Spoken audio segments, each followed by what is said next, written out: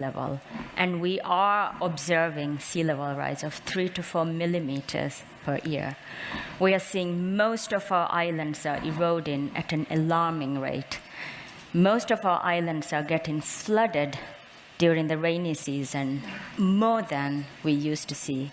And the biggest impact that I have seen, even in my own life, is the slow death of our coral reefs, which is the source of income for us, which is the source of protection for us as well. So impacts of climate change is an everyday reality for us. My view is for this climate transition to happen, the big thing we need is solutions at an affordable price. The US is playing a big role, I think, at the moment. Out of the money being invested, a lot of it is going to electric vehicles. So they're giving us $7,500 credit per vehicle, and the estimate is that passenger vehicles are going to go up by 13 times by 2030. This is IEA versus 3 times without the IRA. That's helping. A big one is on hydrogen. We really need a form of firming for renewable energy, and the estimate is there'll be 5.5 million tonnes of green hydrogen by 2030, but we need to get that price down to, say, $2 a kilogram, and the incentives in the US will probably crack the code for the world, and as Mark says, those technologies can get rolled out. Who is going to accelerate, pull through a combination of industrial policy, our topic, but corporate action, corporate leaders, and there's a series of initiatives around that, but they're not yet getting the traction they need at scale.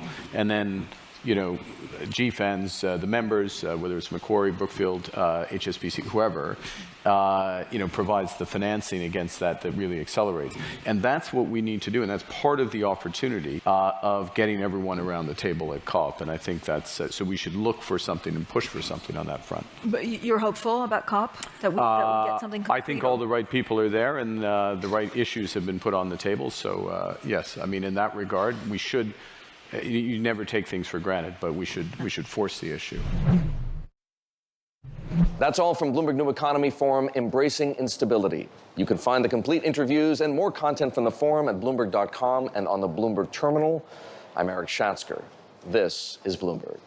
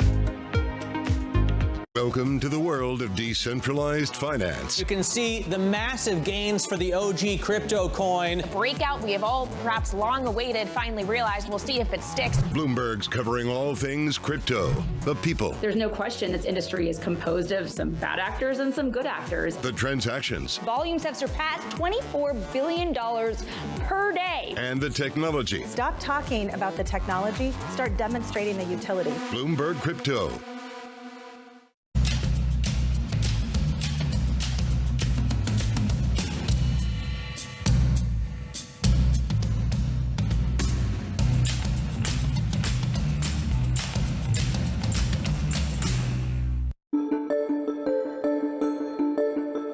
Do you think there's much oil to be found in the lower 48 at this point, or even in, let's say, Alaska as well?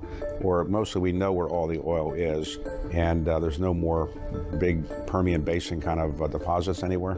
People have said that over time, and then we've always been surprised.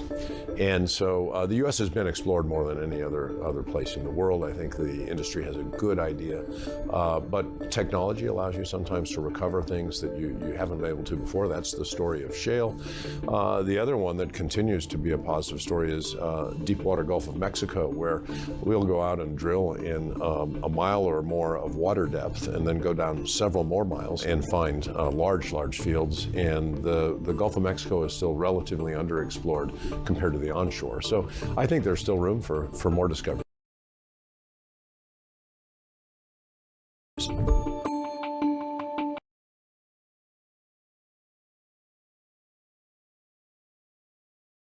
Eastern Time. Hosts Joe Matthew and Kaylee Lines deliver news, insight, and analysis live from Bloomberg's Washington headquarters.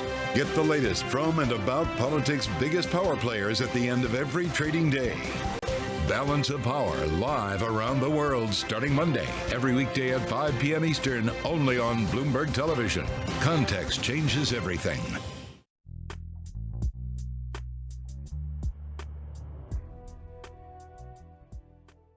I was killing it. I'm booking this and this, but I'm like, I don't think I'm very good though.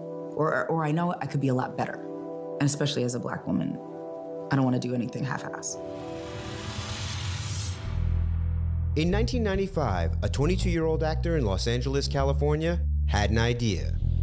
Gabrielle Union committed to matching her ambition with her investment in her craft, and her career exploded.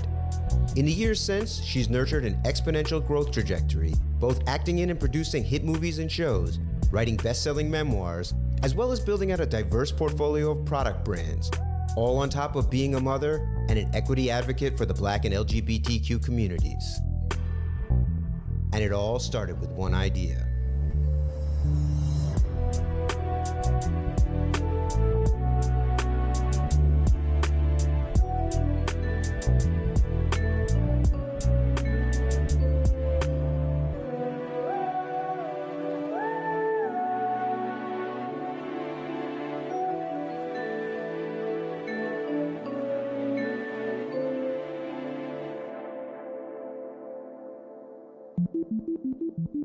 How did your parents' professional lives inform your career aspirations? They didn't, really. Both of my parents were in telecommunications. My mom at Pacific Bell, my dad at AT&T, and none of that looked sexy. So I just knew that they worked their asses off. And so I developed my work ethic from them. It never occurred to me that I shouldn't be working at all times. But in terms of like the direction, no, that's just good old-fashioned low self-esteem and wanting to be chosen. And it started with those model searches that they would have at the mall. And every time I would go and never get chosen. And then finally, I was trying on prom dresses at Trudy's dress shop in Campbell, near San Jose. And I was discovered. And they're like, would you like to be in our prom commercial? I was like, it's set. And it went from that to I got an internship at a modeling agency for college credits. And when that internship ended, they were like, would you ever consider modeling? And I was like, what?